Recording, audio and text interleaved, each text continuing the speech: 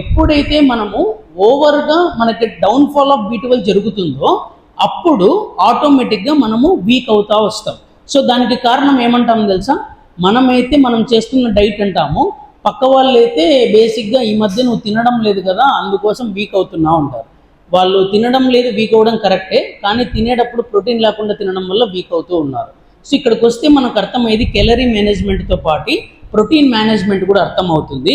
So ఒక మనిషి everyday ఒక 300 క్యాలరీస్ బర్న్ చేస్తున్నప్పుడు కంపల్సరీగా 25 to 30 grams ఆఫ్ ప్రోటీన్ తన బాడీలోకి వెళ్ళాలి.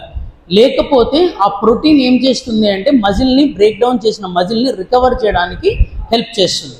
సో జిమ్లో బాడీ బిల్డ్ చేసిన వాళ్ళు ఒకటే ప్రోటీన్ తాగాలన్నా మరి ఉమెన్ హాస్పిటల్లో ఏముంది సరే ప్యూర్లో ఏముంది?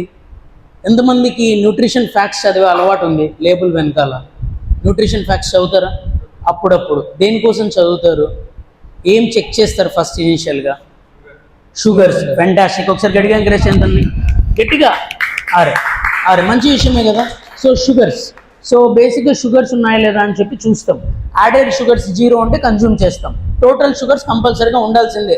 మరి టోటల్ షుగర్ 0 ఉన్నది ప్రతిదీ తినకండి, మిమ్మల్ని మరీ ఇన్సులిన్ ఎక్కించాల్సి వస్తుంది మీ బాడీ ఇన్సులిన్ని ప్రిపేర్ చేయకుంటే. ఓకే, సో ఇక్కడ చూడండి, న్యూట్రిషన్ ఫ్యాక్ట్స్లో మనం ఫస్ట్ చదవాల్సింది ఈ సబ్జెక్ట్ తినడం వల్ల మనకి ఎన్ని క్యాలరీస్ వస్తాయి, సెకండ్ ఈ సబ్జెక్ట్లో ఎన్ని ప్రోటీన్ మన బాడీకి వస్తుంది, తర్వాత మన డైజెస్టివ్ సిస్టమ్ని సపోర్ట్ చేయడానికి ఇందులో ఎంత ఫైబర్ వస్తుంది అనే విషయాలు ఎప్పుడైతే తెలుసుకుంటామో ఆటోమేటిక్గా మనం తినే ప్రతిదీ కూడా హెల్దీ కన్వర్షన్గా మారుతుంది.